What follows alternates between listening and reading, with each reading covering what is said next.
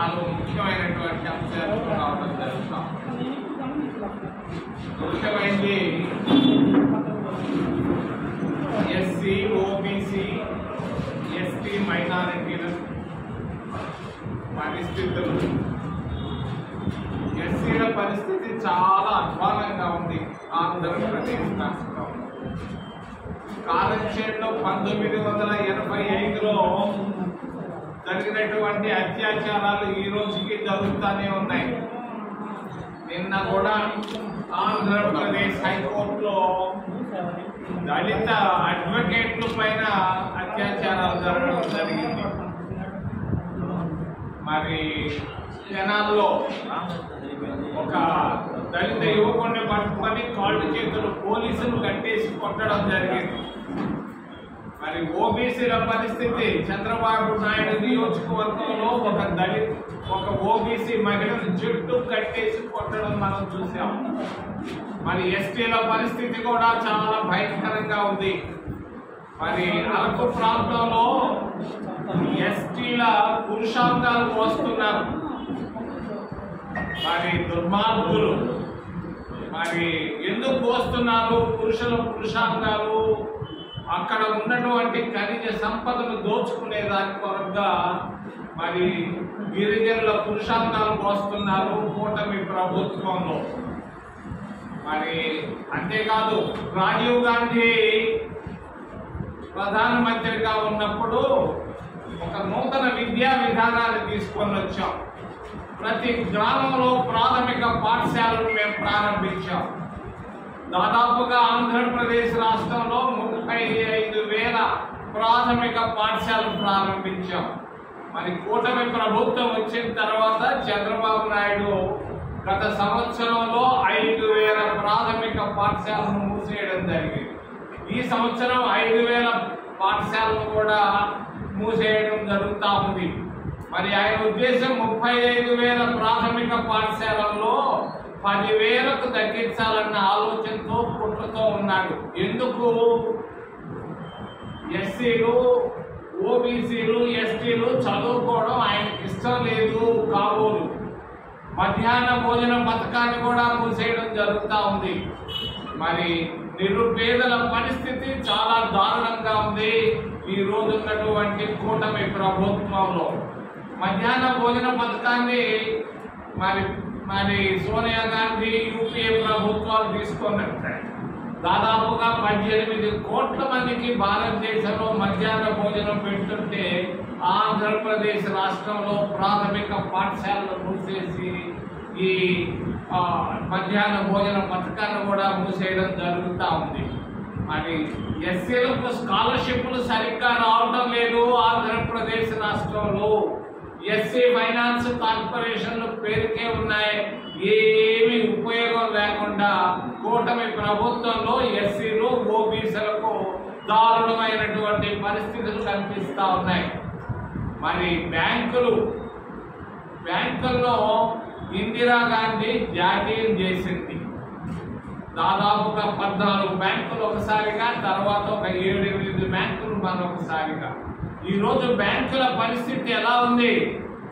రైతులకు ఏమి రుణాలు ఇవ్వడం లేదు, సరిగ్గా పేరుకి చెప్తున్నారు ఇస్తున్నామని. మరి అంతేకాదు, విద్యార్థులకు రుణాలు కానీ, నిరుద్యోగులకు రుణాలు కానీ ఇవ్వకుండా మరి మోడీ ప్రభుత్వం గత 11 సంవత్సరాల్లో 14,50,000 కోట్ల రూపాయల్లో మరి 100 కోట్లు పైబడి ఉన్నటువంటి ఎన్పిఎల్ను రుణమాఫీ చేయడం జరిగింది. 14,5 లక్షల కోట్ల రూపాయలను బ్యాంకుల నుండి రుణమాఫీ చేయడం జరిగింది.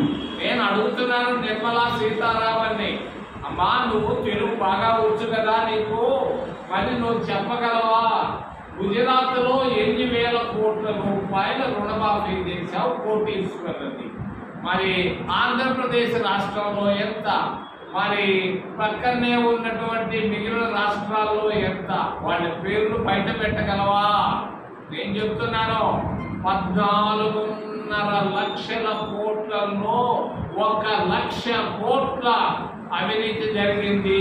1,00,000 కోట్ల అవినీతి జరిగింది. 10% తీసుకున్నారు. నేను అడుగుతున్నాను అది ఎన్డీఏ ప్రభుత్వాన్ని, దీనికి సూత్రధారి ఎవరు, పాత్రధారి ఎవరు, ఎంత డబ్బు ఎవరు తీసుకున్నారు, ఎక్కడ పెట్టారని నేను అడుగుతున్నాను.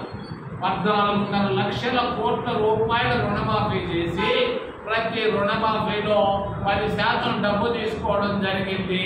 దీన్ని మేము ఖండిస్తున్నాం కాంగ్రెస్ పార్టీ తరఫున. 2G స్పెక్ట్రమ్ అన్నారు, మరి కోల్ స్కామ్ అన్నారు. దానికంటే ఎంత పెద్ద స్కామ్ ఇది, బ్యాంకింగ్ స్కామ్ అని తెలియదు. మూడవ విషయం రాజధాని. మరి ఒంగోలు దగ్గర దొరకొండలో పెట్టమని శివరామకృష్ణయ్య సిఫారసు చేస్తే 1,00,000 ఎకరాల ప్రభుత్వ భూమి ఉందంటే చంద్రబాబు నాయుడు బంధు ప్రీతితో అమరావతిలో దాన్ని ప్రారంభించాడు. మరి 1000 ఎకరాలు చాలు భూమి రాజధాని కట్టాలంటే. బెంగళూరులో కట్టారు, మద్రాసులో కట్టారు, భువనేశ్వర్లో కట్టారు, హైదరాబాద్లో కట్టారు. ఈరోజు 70,000 ఎకరాలతో ఈయన ప్రభుత్వ భూములు, రైతుల భూములను తీసుకొని ఈయన రాజధాని కట్టాలంటాడు. రాజధాని కడుతున్నాడు సరే, మరి రైతుల పరిస్థితి ఏంటి? 3 పంటలు పండేటువంటి రైతుల భూములు తీసుకొని నీళ్లలో రాజధాని కట్టాలంటాడు. మూరడు మట్టి తీస్తే చాలా నీళ్లు వస్తున్నాయి కృష్ణా నది తీరంలో. మరి 50 అంతస్తుల బిల్డింగ్ కట్టాలంటాడు సచివాలయానికి. సచివాలయం ఎక్కడైనా, ఈ దేశంలో ఎక్కడైనా కానీ ప్రపంచంలో ఎక్కడైనా 50 అంతస్తుల బిల్డింగ్లు ఉన్నాయా? ఎందుకయ్యా ఓ చంద్రబాబు నాయుడు పొరపాటు పనులు చేస్తావు? నువ్వు కట్టితే అవి కూలిపోతే రేపు ఎవరు దీనికి జవాబు అంటాడు సచివాలయానికి. సచివాలయం ఎక్కడైనా, ఈ దేశంలో ఎక్కడైనా కానీ ప్రపంచంలో ఎక్కడైనా 50 అంతస్తుల బిల్డింగ్లు ఉన్నాయా? ఎందుకయ్యా ఓ చంద్రబాబు నాయుడు పొరపాటు పనులు చేస్తావు? నువ్వు కట్టితే అవి కూలిపోతే రేపు ఎవరు దీనికి జవాబుదారని నేను అడుగుతున్నాను చంద్రబాబు నాయుడిని, రాష్ట్ర ముఖ్యమంత్రిని. అంతేకాదు అమరావతిలో మరి విమానాశ్రయం తేవాలంటాడు. 5,000 ఎకరాల రైతుల భూములను పెట్టుకొని మరి 30 కిలోమీటర్ల దూరంలో విజయవాడలో ఉంది విమానాశ్రయం. మళ్ళా గుంటూరులో ఇంకొక విమానాశ్రయం. ఎందుకయ్యా అంతర్జాతీయ విమానాశ్రయం? ఏంటి మీ ఆలోచనలు? నాకైతే అర్థం కావడం లేదు. రాజధాని విషయంలో 50,000 కోట్ల రూపాయల డబ్బు ICICI బ్యాంకులో నుంచి తీసుకొని వస్తున్నాడు, మిగిలిన బ్యాంకుల్లో నుంచి అప్పు చేసి తీసుకొని వస్తున్నాడు. ఈ డబ్బంతా 26 జిల్లాల ప్రజలు కట్టాల్సిందే కదా. 26 జిల్లాల ప్రజలు ట్యాక్సులు కడుతున్నారు. అందరూ డబ్బును తీసుకొని వచ్చి నువ్వు అమరావతిలో పెట్టడం ఏంటి? దీనికి ఆమోదయోగ్యంగా లేదు.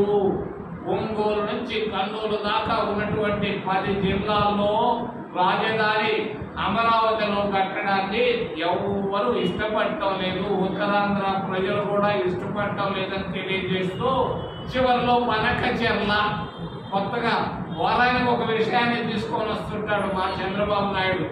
మరి కాసేపు P4 అంటాడు, కాసేపు జీరో కరప్షన్ అంటాడు, కాసేపు జీరో పావర్టీ అంటాడు. ఎన్ని ఉత్త మాటలు చెప్పుకుంటూ కాలక్షేపం చేస్తున్నాడు.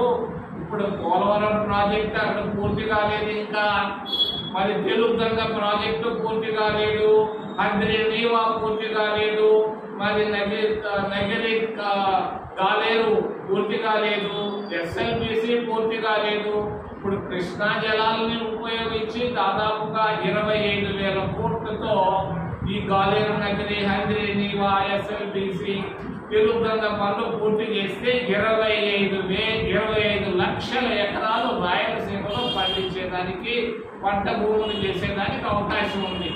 మళ్ళా 87,000 కోట్లతో బనకచెర్ల నుంచి నువ్వు తీసుకురావడానికి కారణం ఏంటి? అప్పుడే తయారు చేసి ఉన్నారంట ప్రాజెక్టు రిపోర్టు, కాంట్రాక్టర్లే చేసుకొని ఉన్నారంట. మరి పోలవరంలో అప్పటి ముఖ్యమంత్రులు తిన్నట్టు దీంట్లో తినాలనే ఉద్దేశమే కాదా? మరి మొబిలైజేషన్ అడ్వాన్స్తోనే డబ్బులతో మరి కాజేయాలనే ఉద్దేశమే కదా ఈ బనకచెర్ల. ముందు ఈ ప్రాజెక్టులు పూర్తి చేయి, కృష్ణానది జలాలకు సంబంధించినటువంటి ప్రాజెక్టులు పూర్తి చేసి తర్వాత వివాదాస్పదమైనటువంటి పథక చెల్లం గురించి ఆలోచిద్దామని చంద్రబాబు నాయుడు గారు తెలియజేస్తూ మరి ఆయన అంటాడు, జీరో పావర్టీ బంగారు పథకాలు అంటాడు. ఈ బ్యాంక్ పథకాలు ఇవిడ ఏ కోటీశ్వరుడా ఇచ్చేది చచ్చేది, ఊరికే మాటలు చెప్పుకుంటా పోతున్నావు.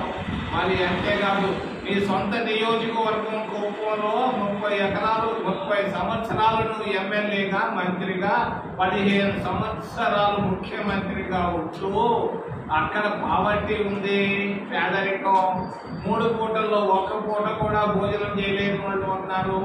అక్కడ ఏం అభివృద్ధి లేదు. నీ సొంత నియోజకవర్గం కుప్పంలో అభివృద్ధి చేయలేని వాడివి ఆంధ్రప్రదేశ్ రాష్ట్రంలో నువ్వు చేయబోయేది ఏందయ్యా? 1.5 సంవత్సరాలు మాటలు చెప్పావు, ఏమీ చేయలేదు, చేసింది శూన్యం. మరి ఇంకొక 1.5 సంవత్సరాల్లో ఎన్నికలు రాబోతున్నాయి.